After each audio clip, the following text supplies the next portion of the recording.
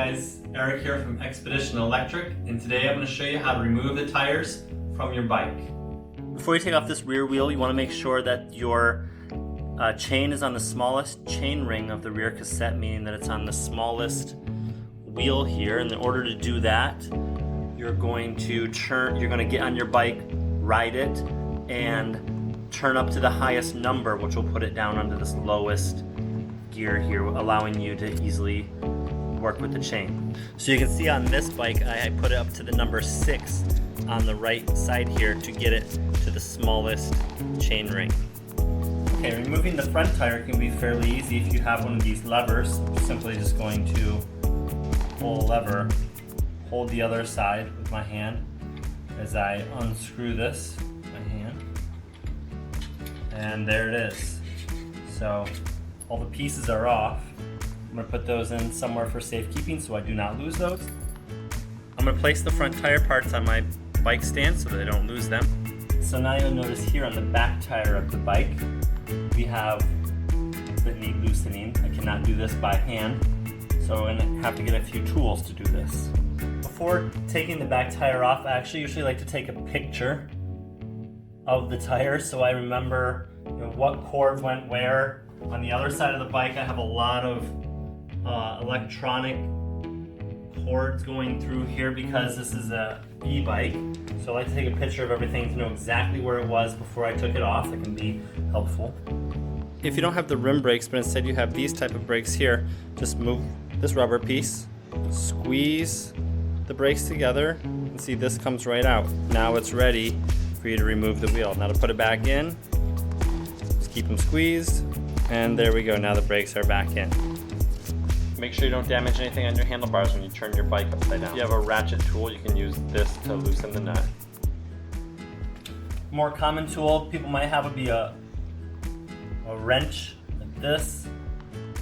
For this demonstration, I'm going to use this adjustable wrench and turn the nut to the left. It can be on there pretty tight, so you might have to use a bit of muscle to get this loose. So now I got this side loose. I don't need to take it off completely.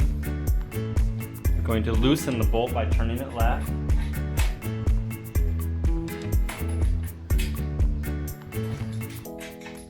There we go. Don't need to take that off either. Now at this part, to take the wheel off, I do like to take off the chain. I feel like it makes it a little easier, especially with this bike, very tricky. So I'm going to pull this forward, lift it around here. Just going to set it there on the pedal. And now the chain's not going to get in the way here. I'm just going to leave it. I'm not going to take it off completely.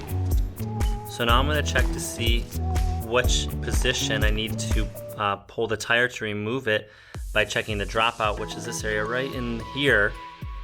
I noticed that the dropouts are pointed up this way, meaning that I can pull the tire in this direction and it's going to come off. You want to take a look at where your bolt is in relationship to your bike frame before starting to pull on it. This one is straight up.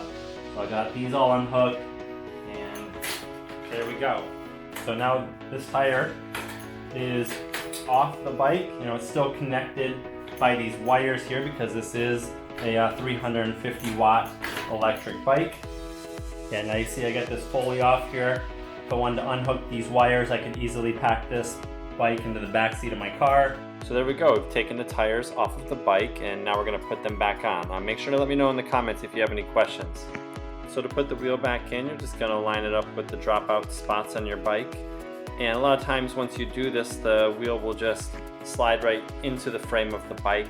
For this particular bike, it was a little bit trickier because it's a tight fit. This side lined up. And it's not just sliding in there. I definitely have to manipulate the bike a little bit here. There we go. I had to almost kind of pull it apart to get it to fit in there. Maybe a little more of a characteristic for e-bikes typically compared to regular bikes. The wheel is fully sitting into the dropout, not above it. Make sure that it goes all the way back down. It's like sitting into the dropout. Make sure you have it in there before you try to put the bolts back on. What I'm going to do is hold on to the chain with this hand, this here.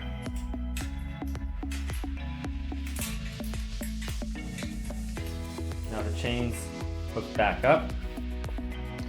Now I'm going to tighten the bolts back down.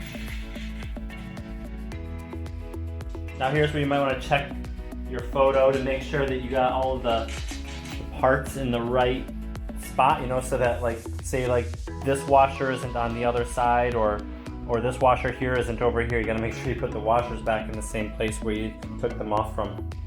So I'm gonna tighten this up quite a bit.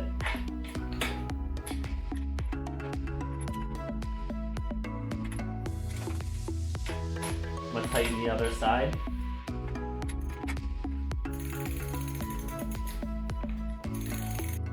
So now I'm gonna flip the bike back over. I've got the bolts securely fastened. Put these bolt covers back on. So now I'm gonna put the front wheel back on, simply just lifting up the bike here. You can do this pretty easily with the bike right side up or with the bike upside down. It's up to you. Just make sure that when your bike's upside down, you're not damaging anything on your handlebars of your bike. And again, this is the quick release. So just insert the bolt here and tighten the lever, using one hand to tighten the lever and the other hand to hold the bolt.